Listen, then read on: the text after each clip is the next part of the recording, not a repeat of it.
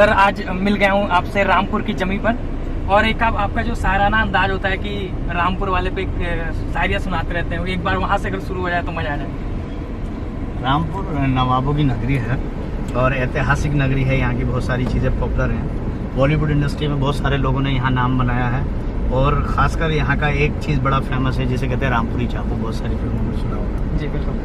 तो कहते हैं कि रामपुर के लिए एक चीज़ है कि रामपुर से उठी एक किश्ती हिंद का सितारा बन गई। जो मैंने आगाज़ किया था समृद्ध भूमि का, बहुत सारे लोगों के साथ काम किया, बहुत सारे लोगों को प्लेटफॉर्म दिया, बहुत सारी चीज़ें। तो रामपुर से उठी एक किश्ती हिंद का सितारा बन गई जो पूरी दुनिया में फैली जाके। रामपुर से उठी एक किश्ती हिंद का सितारा बन गई, किसी के लिए मंदिर, किसी के लिए मस्जिद और किसी के लिए गुरुद्वारा बन गई। तो ये जो शायरी अंदाज में एक शेर के माध्यम से मैंने आपको बताया, यही रामपुर की सबसे बड़ी खासियत है कि रामपुर ने लोगों को, हिंदू हो, मुस्लिम हो, सिख हो, पठान हो, सबको बड़ा मकाम दिया है, बड़ा प्लेटफॉर्म दिया है और रामपुर ने अपने टैलेंट के बिहार पर पूरी दुनिया में अपनी पहचान कर। ये रामपुर की खासियत है। सर ये जो आपका शायरी वाला अंदाज है, इसी अंदाज से एक मेरा सवाल उठता है जहन में, जब जितने भी आपके मैंने सेमिनार अटेंड किए हैं या फिर जिन सेमिनार के अलावा जिन ऑफिसेस में आप मिलता हूँ, काफ़ी लोग हुजूम, तो जैसे लाइक राम रहीम, उनके बाद की बात नहीं करूँगा, शुरुआत की जो उनकी राजाओं वाली ज़िंदगी है, कुछ ऐसा आपका निकल के आता है। तो कैसे जी लेते हैं आप इतनी लग्जरियस लाइफ? देखिए, ज़िंदगी में हर इंसान के पास ना ऊपर वाले ने दिमाग दिया है, मेहनत करने के लिए उसको हाथ पैर दिए हैं, सारी चीज़ें दी है। तो हम अपनी ज़िंदगी जीने के लिए सबसे पहली चीज़ तो ये है, जो हम अपनी ज़िंदगी को जीते हैं उसके लिए हम सबसे पहले कड़ी मेहनत करते हैं। मतलब ये कह सकते हैं आपके गधे बन के काम करते हैं और राजा बन के हम लोग ऐश करते हैं। मतलब मेहनत में हम लोग पीछे नहीं होते कभी भी। जब मैंने अपने करियर की स्टार्टिंग की थी तो that time in ninth class में था, तब से मेरे माइंड में था कि मुझे कुछ दुनिया में अलग करना, different to different and work to different. और उसको लेके मैं लगा रहा, मेहनत किया और ऊपर वाले ने हर वो चीज़ से नवाजा, हर वो चीज़ मुझे दी जो मैं चाहता था। और इंडिया में नहीं बल्कि इंडिया के बाहर भी बहुत सारी चीज़ों को हासिल किया और बहुत सारी कंट्रीज़ और इंडिया की हर स्टेट, कश्मीर हो, केरला हो, कर्नाटका हो, तमिल हो, कहीं भी कोई ऐसी जगह, महाराष्ट्र हो, यूपी हो, पंजाब हो, कोई जगह ऐसी बची नहीं जहाँ नहीं घूमे, जहाँ नहीं शूट किए, जहाँ प्रोग्राम ना किए हो। तो वो मेहनत की बदौलत है और जब कमाते हैं और नाम बनाया तो एक राजाओं वाली ज़िंदगी भी फिर जीते हैं। सर एक बिजनेस टाइकून, एक बिजनेसमैन, कैसे उसके एक दिमाग में, जहन में ये बात आई होगी कि उसे एंटरटेनमेंट फील्ड में घुसना है, उसे एंटरटेनमेंट के बच्चों को प्रमोट करना है। अगर मैं आज ये कहूँ कि आज आप एक मेंटोर बन के उभर रहे हैं नए कलाकारों के लिए, आप एक मेंटोर बने जा रहे हैं, नए कलाकारों को लगातार मौका दे रहे हैं, तो ये सारी चीज़ें जहन में कहाँ से आई? आप तो एक बहुत बच्चे बिजनेस टाइकून थे, आपकी ज़िंदगी सेटिस्फाइड ज़िंदगी थी, पैसे भी आ रहे थे, तो इस लाइन में आने का कहाँ से ख्याल आया? बेसिकली मैं खुद एक ऐसी फैमिली से रहा जहाँ मुझे सपोर्ट करने वाला कोई नहीं था, क्योंकि फार्मर थे फादर, तो सपोर्ट नहीं करते थे। चीज़ें थी वो उनको लगता था कि मैं आने वाले टाइम में एक फार्मर ही बनूंगा, या ज़्यादा से ज़्यादा उनके माइंड में था कि एक डॉक्टर बन जाता हूँ, तो डॉक्टर के लिए वो था। तो वहाँ सपोर्ट करने वाला नहीं, तो मैंने सोचा जैसा मेरे साथ हो रहा है ऐसे तो समाज में बहुत सारे लोग होंगे जिनके पेरेंट्स और जिनको बहुत सारे लोग प्लेटफॉर्म नहीं देते होंगे।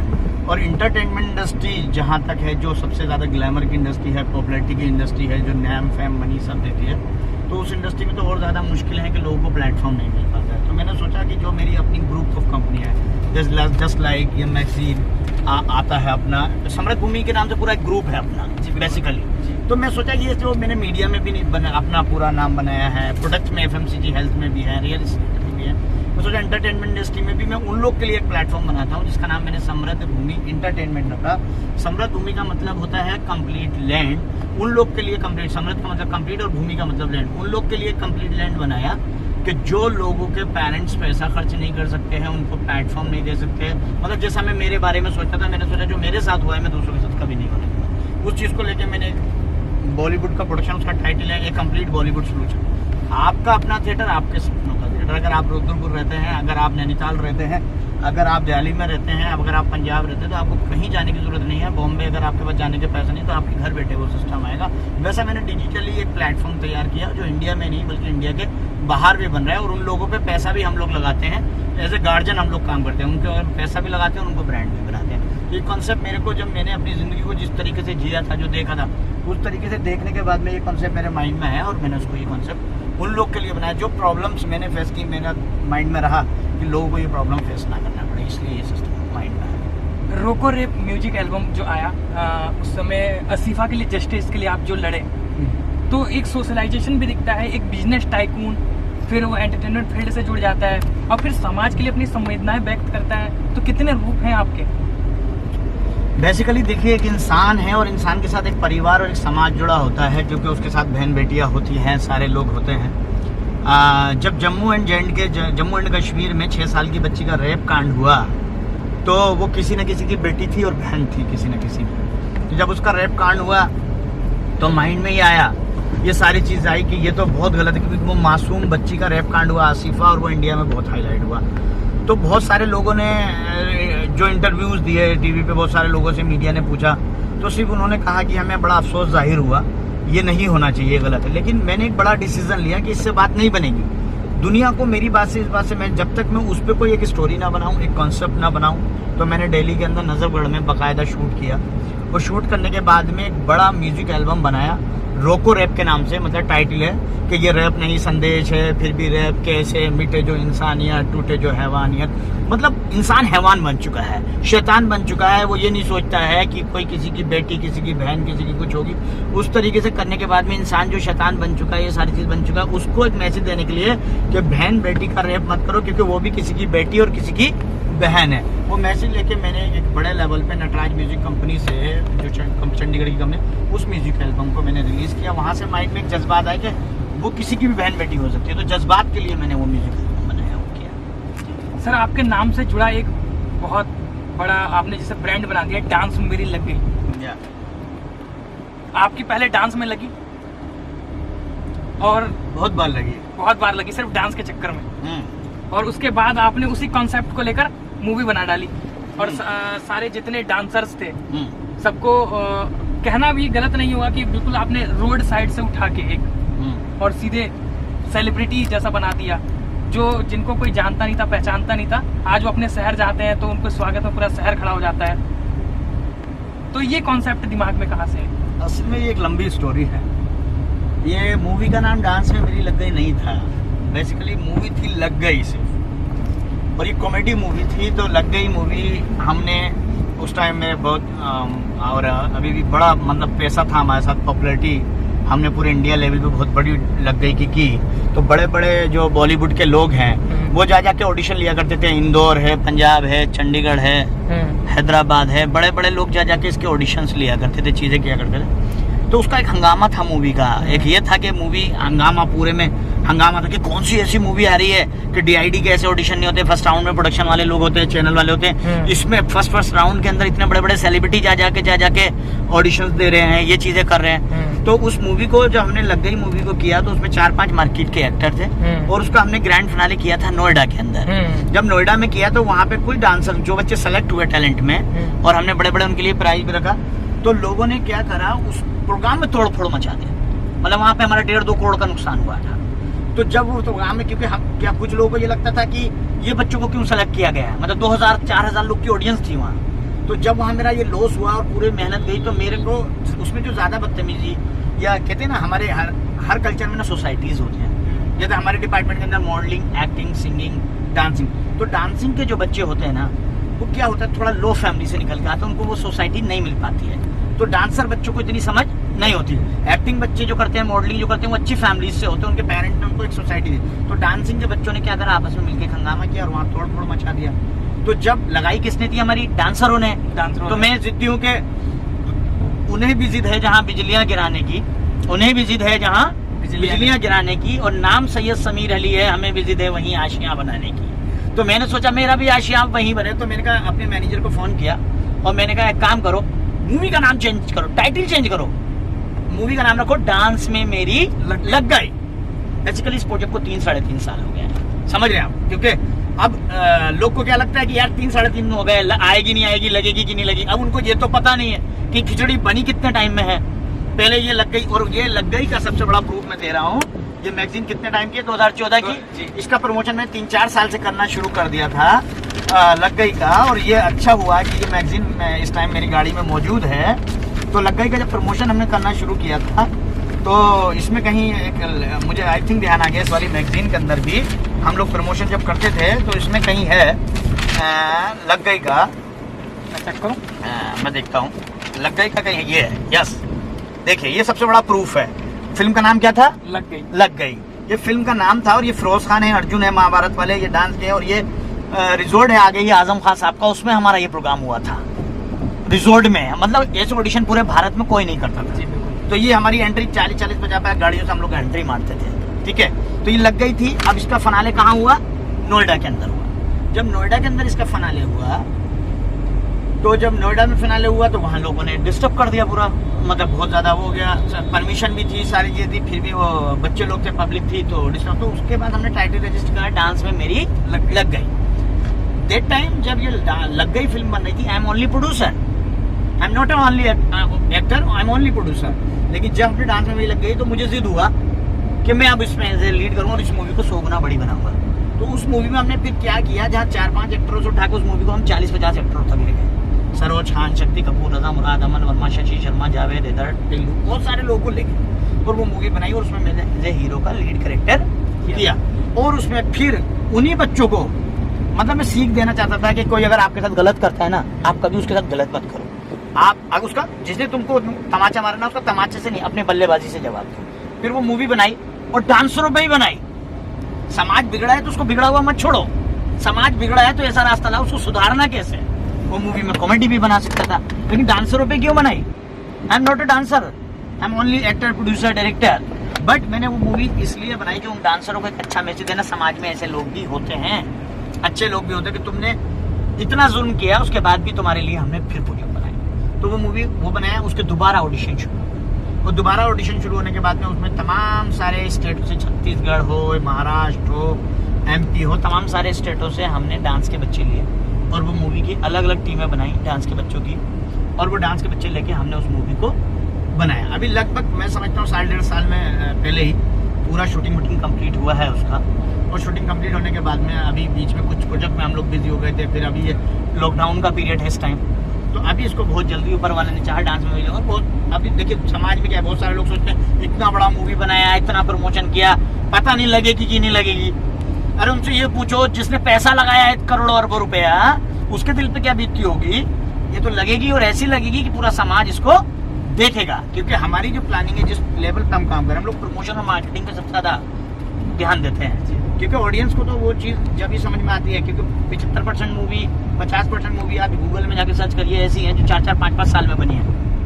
किसी के साथ ट्रेजेडी भी हो जाती है, फाइनेंस की प्रॉब्लम भी हो जाती है, सारी चीज़ हो जाती है, कुछ भी हो सकता है। तो ये मूवी अभी अपनी 1.5 ईयर पहले कंप्लीट हो गई है, पूरा हो गया। अब इसका प्रमोशन करके इसको बड़े लेवल पे हम लोग रिलीज करेंगे। तो ये लग गई मूवी से ये समझ लीजिए, जो आपका सवाल था, आपने कहा कि सर उससे बहुत सारे बच्चे जुड़े हुए हैं, ब्रांड बने हैं, आपने ब्रांड बनाया, उनका लोग ऑटोग्राफ फोटोग्राफ लेते हैं। तो मेरा अपना क्या प्रॉब्लम था कि मैं क्या करता था, जो गरीब बच्चे थे ना उनको प्रमोट बहुत करता था, बहुत प्रमोट करता था। 10-10, 50-50 अखबारों में न्यूज़ है बच्चों की, प्रमोशन पे शूटिंग हो रही है तो बच्चों के साथ फोटो सेशन चल रहा है। जिन बच्चों ने कभी सेलिब्रिटी को करीब से नहीं देखा, उनके 50-50 फोटो उनके साथ है, अखबारों में फोटो, तो उन बच्चों का एक प्रोफाइल बन गया। कहते ये हैं बॉलीवुड की लाइन हो या दुनिया की कोई भी लाइन हो या पॉलिटिक्स हो, अगर आप पॉलिटिक्स करते हैं, मोदी जी के साथ घूमेंगे तो यू आर अ ब्रांड। अगर आप बॉलीवुड करते हैं तो आपके पास दिखाने के लिए कुछ रिज्यूम तो होना चाहिए ना, आपका पोर्टफोलियो तो होना चाहिए ना कि आपने क्या किया है। तो मैंने लोगों का ब्रांड बना के दिया, ब्रांडिंग करके दिया और उनको एक प्लेटफॉर्म दिया। आज कम से कम 200 से 300 बच्चे ऐसे हैं जो मूवी से निकले हुए बच्चे सेलिब्रिटी बन गए। उन्होंने 5-10 फिल्मों में काम कर लिया, रियलिटी शोज में काम कर लिया, बहुत सारी चीज़ों में कर लिया, बहुत हाईलाइट। लेकिन उनको ब्रांडिंग, मार्केटिंग, पहचान पहले कहाँ से मिली? उस डांस में मिली, लगी डांस से मिली। और उसके बाद जब वो मूवी अभी और रिलीज होगी तो उन बच्चों को और बड़ी ब्रांडिंग मिलेगी। तो ये था मोटिव डांस में मिला। सर बहुत बड़े बड़े एक्टर रहे जो एक टाइम पे नॉन फेस थे, फिर अपने फेस से नीचे आ गए, उनका करियर रिवाइव भी किया है आपने? बहुत सारे मैं कहीं गलत तो नहीं हुआ? देखिए मैं किसी का नाम नहीं लूंगा जी, क्योंकि नाम लेना ठीक नहीं है। ठीक है, किसी की ये कहते हैं फीलिंग से खेलने वाली बात हो जाती है। किसी के लिए कहते हैं ये है कि कुछ भी अगर आप करते हैं, जैसे अभी लॉकडाउन चल रहा है, तो लॉकडाउन में बहुत लोगों ने बहुत लोग की मदद की है, लोगों को समाज में खाना खिलाए हैं, NGO ने मदद की है। और अगर आप किसी गरीब के हाथ में पैसा देने के बाद ये बोलते हो कि मैंने इसकी मदद की है, तो आपने उस गरीब का दिल तोड़ दिया। बिल्कुल ठीक है, आपने उसकी प्रतिष्ठा से खेले हैं, आप उसके जज्बात से खेले हैं। तो बहुत सारे ऐसे फ्रेंड रहे हैं। देखिए, हम जब भी कामयाब होते हैं या बड़े होते हैं इसीलिए होते हैं कि कल हम अपने लोग का साथ दें। तो बहुत सारे मेरे ऐसे फ्रेंड रहे हैं, बहुत सारी चीज़ें रही हैं बॉलीवुड में जो अच्छे नाम हैं बड़े बड़े, अगर उनको मेरी किसी भी टाइम कभी भी किसी भी तरीके की हेल्प की जरूरत रही है एज अ फ्रेंड, सिर्फ मैं उनके साथ हमेशा खड़ा रहा हूँ। क्योंकि मैं उन जगहों से निकल के आया हूँ, मैंने वो सब चीज़ें देखी है कि तकलीफ और दर्द क्या होता है। और इंसानियत का सबसे बड़ा नाता यही है कि अगर आप कुछ बने हैं तो आप लोगों के लिए भी कुछ करिए। अगर आप अपने लिए ही करते हैं, सिर्फ आपके जज्बात सिर्फ अपने लिए है, तो आपने समझिए कुछ नहीं किया। तो आपको लोगों के लिए भी करना होता है। तो ऐसे काफ़ी सारे लोग हैं जिनका नाम नहीं। करियर रिवाइवर, एक अच्छे बेटे बन पाए आप? देखिए क्या है कि जब मैं बहुत छोटा था तब से मैं करियर में आया। 14 ईयर का था, राइट, 9th में पढ़ रहा था। तो फादर को क्या था कि डॉक्टर बन जाए, या एक फार्मर का बेटा हूँ तो बाग बगीचे तो वो हो जाए। तो जब मैंने ये किया स्टार्ट, तो कोई भी, मैं समझता हूँ पेरेंट्स ऐसा नहीं होगा दुनिया में कि कामयाबी से बच्चों की खुश नहीं होता। समझ रहे हैं आप? बिल्कुल। तो हम बाहर रहने के बाद भी हमने किसी एक ऐसी सोसाइटी में नहीं गए, हमने ना कभी, मैं लाइफ में कभी स्मोकिंग नहीं किया, गुटखा नहीं खाया, पान नहीं खाया, क्योंकि किसी गुरु ग्रंथ में लिखा नहीं बड़ा आदमी बनने के लिए आपको गलत आदतों का डालना है जी। तो मैंने जब वो किया तो और नाम कमाया। आज सेल्फ डिपेंड है, फैमिली के लिए करते हैं, जिसके लिए, खानदान के लिए, जो जहाँ खड़े होते हैं। जब मैं गैरों के लिए करता हूँ तो अपनों के लिए भी करता हूँ। तो ये जाहिर सी बात है, तो पेरेंट्स को, मदर को, फादर को तो प्राउड फील होता ही होगा।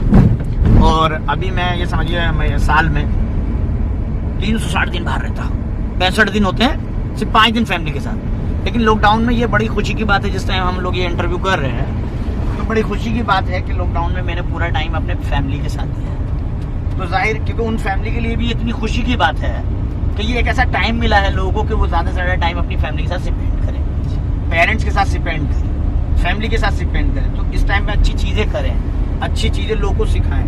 तो डेफिनेटली कि फादर को, मदर को, और जितने भी लोग हैं जो चाहने वाले लोग हैं, इस तरह सबको प्राउड फील होता है। अच्छा बेटा, क्योंकि हमने जो ये काम किया ना, हम अपने ख़ानदान को, अपने पेरेंट्स को सर ऊँचा करने के लिए करते हैं सारे।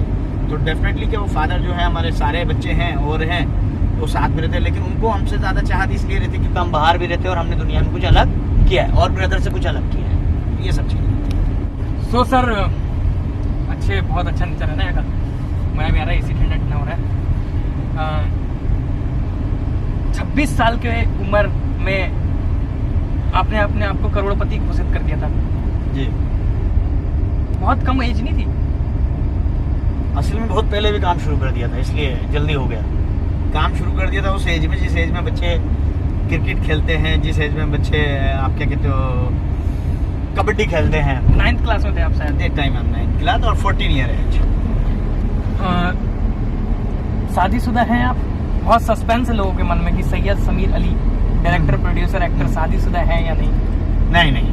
देखिए, मैंने हर काम को अपनी लाइफ में प्री प्लान किया। आपकी कामयाबी और नाकामयाबी के बीच बहुत सारी प्रॉब्लम्स आती हैं। बहुत सारे लोग प्रॉब्लम ये करते हैं, जब आप कामयाबी की तरफ बढ़ोगे, जब कुछ बड़ी बातें करोगे, तो समाज के लोग बोलेंगे वो पागल हो गया है, वो ये करने जा रहा है, वो ये करने जा रहा है। कुछ इस तरीके की प्रॉब्लम, कुछ इस तरीके की भी प्रॉब्लम्स होती हैं कि आप विदाउट एनी प्लानिंग, समय से पहले और स्टैब्लिश होने से पहले, मान लीजिए आपने एक पार्टनर चुन लिया अपना, और आप वो पार्टनर चुन लिया, तो आप मान लीजिए आपका फिल्म लाइन का काम है, हम लोग काम बॉम्बे, दुबई, यहाँ वहाँ, इंडिया में, दुनिया भर में रहते। पता चला कि आप घर से निकले, थोड़ी देर बाद वाइफ का कॉल आ गया, मुझे मायके जाना। समझ गया?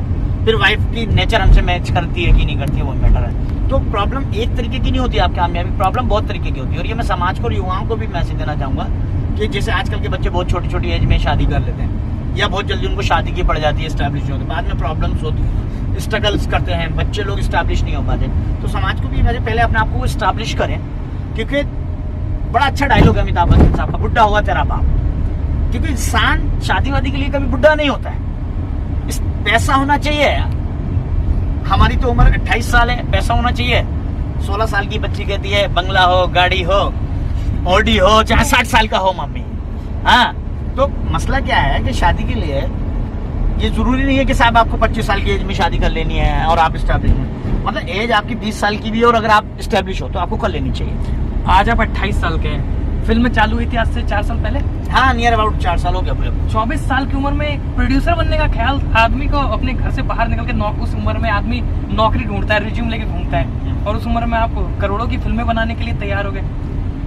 बेसिकली मेहनत किया, और बहुत ज़्यादा मेहनत किया ज़िंदगी में, ठीक है, और जो कभी सोचा भी नहीं था, उतनी मेहनत करके कामयाबी की तरफ बढ़ते चले गए। बहुत सारे बिजनेस किए, जैसे मैंने दिखाया, मेजदिन का है, FMCG के प्रोडक्ट है, बहुत सारी चीज़ें किया।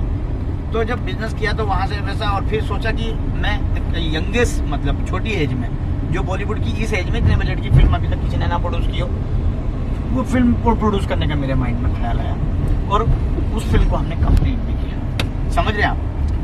वो ये रामपुर का केला मेरे को बेहतरीन लग रहा है जी, तो यहाँ लगाइए, थोड़ा सा देखते हैं उसका टेस्ट लेके। तो केला खाया जाए। हाँ, बिल्कुल बिल्कुल।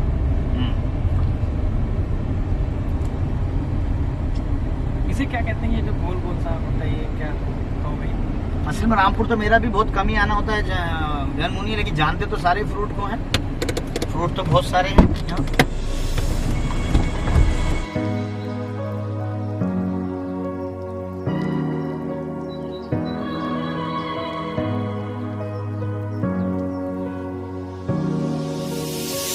Oh my, middle of the night, fire casts a light on you.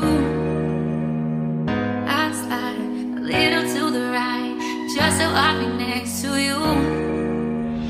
Then as the world goes round and round, you take my hand and we leave the ground. I'm in the stars when you're around. I wanna fly with you. I wanna fly with you. I wanna fly with you. I wanna fly with you. I wanna fly with you.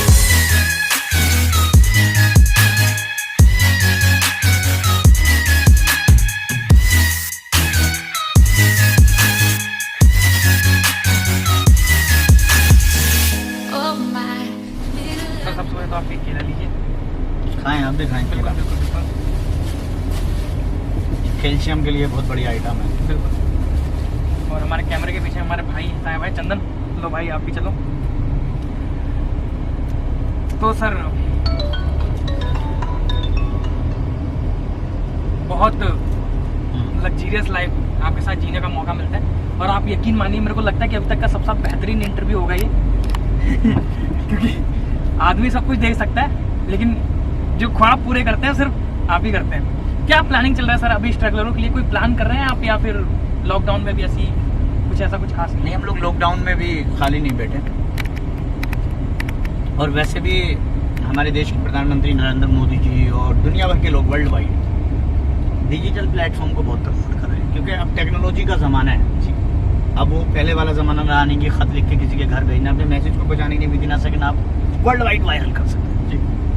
तो अभी भी strugglers के लिए हमने बहुत बढ़िया digital entertainment का एक कंसेप्ट रेडी किया है, जिसका नाम है समृद्ध भूमि डिजिटल इंटरटेनमेंट। और उन बच्चों को हम लोग ब्रांड बनाने की शोटी लेते हैं, और जैसे पहले भी आपने कहा, और आप खुद भी एक आध प्रोजेक्ट के हमारे हिस्सा रहे हैं। बिल्कुल सर, डांस में मेरी लग गई, रोको रे में भी रहे हैं, और रोको रेप 2 प्रोजेक्ट में आपने हमारे काम किए जी।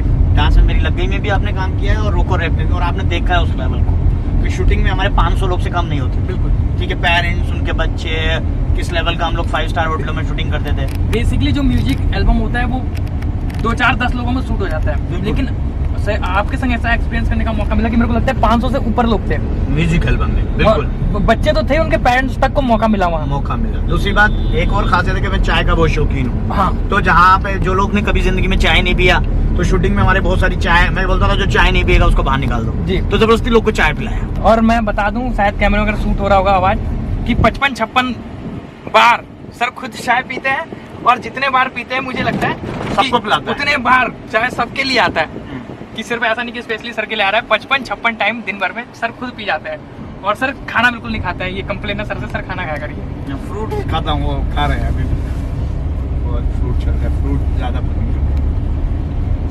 सर कभी अभी भी बिलक बिलक के रोते हैं आप? कभी लगता है कि मतलब परेशान हो जाते हो जिंदगी से, हताशा हाथ आता हो? क्योंकि स्ट्रगल करते बहुत लोगों के लिए करते करते, और इतनी राजाओं की जिंदगी जीते जीते, कभी ना कभी तो ऐसा तो होता होगा ना कि हताश या निराश हो जाते होंगे जिंदगी से, तो अकेले कमरे में बैठ के बिलक बिलक के रोते हो जैसे बचपन में रोते थे? जिंदगी से कभी हताश नहीं हुआ, जिंदगी से, क्योंकि बहुत बहुत बड़े नुकसान झेले हैं, बहुत बहुत गलत मोड़ देखे हैं, परेशानियां देखी हैं, और उन सारी प्रॉब्लम्स को फेस करते हुए हमेशा आगे की तरफ देखा, मंदिर की तरफ। रोया बहुत हूँ, रोता हूँ, लेकिन जिंदगी से हताश होके नहीं, खुद से डिमोटिवेट होके नहीं, खुद को मोटिवेट किया, हमेशा खुद को मोटिवेट किया है, और मोटिवेट करने के बाद में अपने कदमों को आगे लेके बढ़ते रहे मंदिर की तरफ और काम करते हैं। ये नहीं कि यार निराश के मैं सक्सेस नहीं हो सकता, हमेशा पॉजिटिव फीलिंग रही है, हमेशा क्या है कि एवरीथिंग इज पॉसिबल, मैं कर सकता हूँ। और मैंने उन चीज़ों को लेके, वो सब चीज़ों को लेके मैं आगे बढ़ता रहा। चीज़ें की इस चीज़ को रोने की कई सारी वजह, किसी चाहने वाले की डेथ हो गई, समझ रहे हो, कोई अपना खो गया, समझ रहे, तो रोने की वजह सिर्फ एक नहीं होती कि इंसान को अपनी ज़िंदगी से हताश होकर रोना है। रोने की वजह बहुत सारी होती है कि जिसको हम बहुत ज़्यादा चाहते हैं और वो खो गया, वो चला गया, वो रोने की वजह हो सकती है। इंजेक्शन से डरता था, इंजेक्शन लग गया तो वो रुला देता था, समझ रहे हैं आप? तो रोने की वजह रोए हैं, और मैं समझता हूँ इंसान को रोना चाहिए, उससे दिल हल्का हो। लेकिन रोने की वजह ये नहीं होना चाहिए इंसान की ज़िंदगी में कभी भी कि यार मैं नहीं कर सकता। जितने भी रिचेस्ट लोग हैं, बिल गेट्स हो, ओबामा हो, कोई भी बड़ा इंसान का एग्जांपल ले लीजिए आप, जितने बड़े बड़े लोग हैं, वो सब जो है ना ज़मीन से आसमान तक उठे हैं, और इस धरती पे कोई माँ की पेट से कामयाब इंसान नहीं पैदा हुआ है। सारे लोग वैसे ही पैदा हुए हैं, बस आपकी सोच अच्छी होनी चाहिए, आपके कर्म अच्छे होने चाहिए, और आप लगन और ईमानदारी से मेहनत से काम करें। एवरीथिंग इज पॉसिबल है, डिपेंड योरसेल्फ। तो कभी मैं हताश होकर नहीं रोया। किस उम्र में पहली गर्लफ्रेंड बनी? किस उम्र में पहली गर्लफ्रेंड बनी? असल में सच्चाई तो ये है, अभी तक कोई गर्लफ्रेंड नहीं बनी। क्यों नहीं बनी? कि जैसे मैंने आपको बताया, रीजन ये बहुत सारी फैंस आए, बहुत सारे लोगों ने चाहा, क्योंकि दिमाग में एक बात बैठ गया था कि ये रोड से गाड़ी निकाल रहे हैं और इधर यहाँ डिवाइडर है, तो ये मंजिल तक नहीं जाएगी गाड़ी। बिल्कुल। और डिवाइडर जहाँ भी आता तो डिवाइडर से मैं अपना रास्ता मोड़ लिया। तो डिवाइडर को कभी लाए, दोस्त बनाए, अच्छे फैमिली मेंबर बनाए, गर्लफ्रेंड नहीं बनाए। प्यार पे यकीन नहीं है क्या आपका? बहुत यकीन है, और यकीन अच्छे मतलब लोगों को रिश्ते बनाए, माँ बनाया, दोस्त बनाया, वो किया। लेकिन रीज़न क्या है कि गर्लफ्रेंड एक मतलब कह सकते ना एक मेडिसिन है सर के दर्द की, रिलीफ नहीं सर के दर्द की है, मेंटल पीस कह सकते हैं। हाँ मेंटल पीस कह सकते हैं। रीज़न क्या है? अब समझिए कि दुनिया में बहुत सारे काम करें, या तो वो लड़की उस तरीके का कंफर्टेबल जोन वाली हो, एडजस्ट करने वाली हो, चीज़ों को समझती हो, ट्रस्ट फैक्टर 100% हो। लेकिन आजकल के जनरेशन में ऐसा कम है, हमारे देश की जनरेशन। तो आजकल क्या होता है, क्या है कि बहुत सारी बाउंडेशंस हो जाते हैं। फ़ोन क्यों नहीं पिक किया, कहाँ बिजी थे, नंबर क्यों बंद था, ये सवाल जवाब हमसे दिया नहीं जाएगा इन सवालों का, ये सब हमसे होगा। बेसिकली आपका शेड्यूल तो इतना बिजी है कि आप बात भी नहीं कर पाते। हम फोन ही नहीं उठाते हैं, मीटिंग में होते, क्योंकि अगर हम आपके साथ हैं ना, अभी 10-50 लोगों का मैसेज आ गया होगा फोनों पे, लेकिन हम उनसे बात नहीं, क्योंकि जब हमने किसी को टाइम दिया, पूरा टाइम उसको देते हैं, पूरा रिगार्ड्स उसको देते हैं, उसके साथ पूरी बात करें। डेट टाइम जितने लोग भी पेंडिंग कॉल है, मैसेज है, उसके बाद उससे बात करेंगे।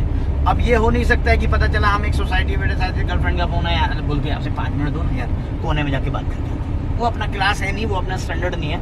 हाँ, गर्लफ्रेंड बनानी जरूर है, लेकिन वो गर्लफ्रेंड जो होगी ना, वो जिंदगी भर के लिए वही गर्लफ्रेंड और वही लाइफ पार्टनर, समझ रहे हैं आप? मतलब जिससे हम प्यार करेंगे, उसी से शादी करेंगे और उसी को अपना लाइफ पार्टनर बना के रखेंगे। क्योंकि ये जिंदगी में जब इतना सब कुछ किया है, तो ये भी तो जरूरी है कि एक फैमिली होना चाहिए इंसान के अपनी, समझ, पहचान बच्चों की होना चाहिए जिसने मेहनत किया। तो अभी ऐसी चीज़ों से बहुत किनारा रहा मेरा, सारी चीज़ों से, जो भी जिस इस टाइप की कोई भी अड़चन, कोई निगेटिव पर्सन लाइफ में रहे, उनसे दूरियाँ बनाई, कोई इस टाइप की प्रॉब्लम आई, उनसे दूरियाँ बनाई। गर्लफ्रेंड फिलहाल कोई नहीं। कोई ऐप है आप में? किस टाइप का ऐप है? किसी भी तरीके का लत बोल सकते हैं जैसे। एक लत है, बहुत बुरी ऐप है कि लत ये है हर वक्त 24 घंटे काम करना, काम काम काम, और लत है कि नए नए कंसेप्ट जनरेट करने की, यूनिक कंसेप्ट जनरेट करते हैं। लत है कि कुछ अच्छा करा जाए, डिफरेंट किया जाए, तो ये लत है।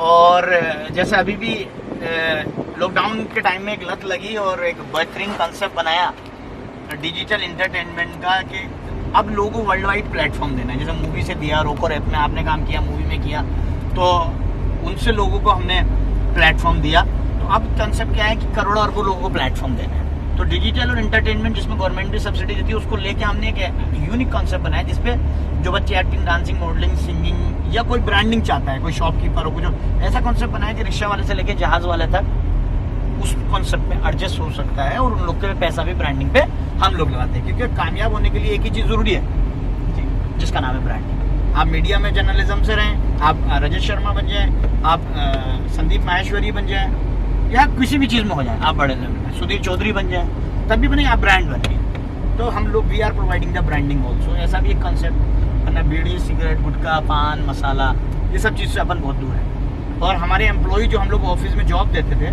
तो पहली हमारी कंडीशन ये होती थी, पहली हमारी शर्त ये होती थी कि अगर कोई गुटखा खाने वाला होगा उसको हम लोग अपने यहाँ रखते नहीं थे। तो मतलब ये गुटखा, पान मसाला, इन चीज़ों की कोई हमारी लत नहीं रही है। चाय की लत है वो आपको पता ही है। हाँ, वो तो दिन में 55-56 चाय वो कोई नहीं रोक सकता। वो। और वो सारी चीजें तो हमारी एनर्जी ड्रिंक है, असल में हैबिचुअल हो चुका है। नहीं, इस बात ये भी है ना कि आप कुछ खाते भी तो नहीं है, पूरा दिन उसी पे वही नहीं खाने देती ना, वो पीछे रहती है। जब चाय नहीं पिएंगे तो खाने किसको देंगे? हाँ।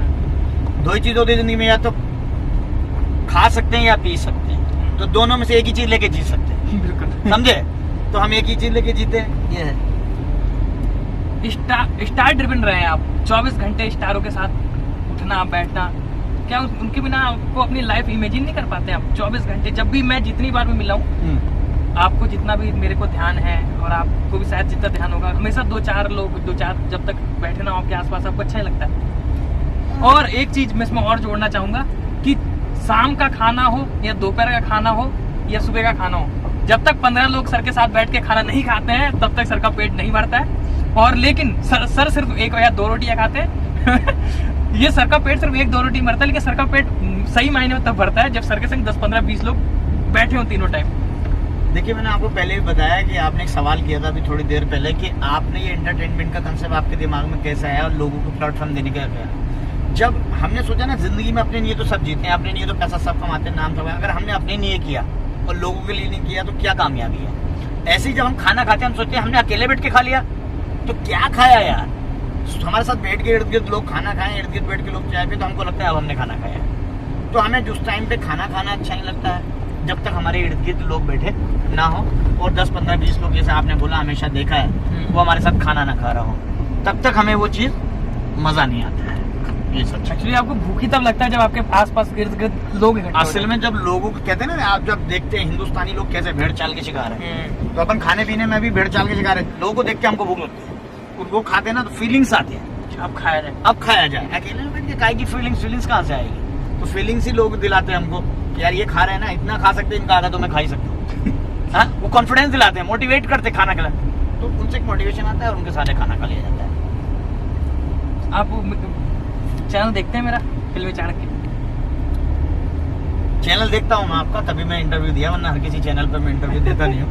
ठीक है, और अच्छा आप कर रहे हैं, बढ़िया सारी चीज़ें हैं, इसीलिए आप इतनी दूर से चल के आए, 45 किलोमीटर दूर से, उत्तराखंड से, रुद्रपुर से, तभी एक इंटरव्यू दिया। अच्छा चैनल है और बढ़िया जाएगा, और दुनिया को भी ये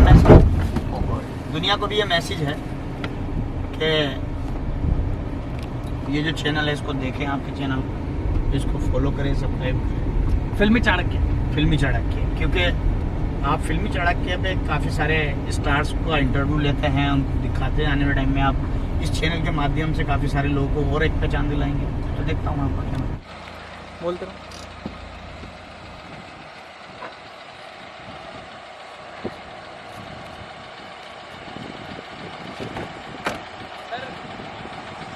आप फिल्में देखते हैं, आप खुद एक बहुत बड़े प्रोड्यूसर हैं, तो अगर मैं आपको थोड़ा सा बताना चाहूँगा कि जैसे फिल्में देखते हैं आप, तो जब शुरू से एंड तक फिल्में देखते हैं तो एक चीज़ निकल के आती है कि कंक्लूजन क्या होता है कि लास्ट में सब कुछ ठीक हो जाता है, हीरो हीरोइन मिल जाते हैं, माँ बाप मिल जाते हैं, जो वो चाहता है वो मिल जाता है, मतलब एंड ऑफ द डे वो सक्सेस मिल जाती है। लेकिन मेरे को ये समझ में आता है कि डायरेक्टर को ये क्यों लगता है कि दी एंड, मेरे को लगता है दी एंड तो वही, ये तो शुरुआत हुई है।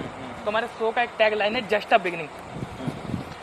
मतलब आपके यहाँ तो वो स्टार्टिंग है। हाँ, कि मेरा ये मानना है कि जहाँ चीज़ें ठीक हो गई तो वहाँ से तो स्टार्टिंग हुई है, तो हमें लिखना चाहिए जस्ट अ बिगिनिंग, और सारे डायरेक्टर प्रोड्यूसर लिखने में लगे हैं दी एंड।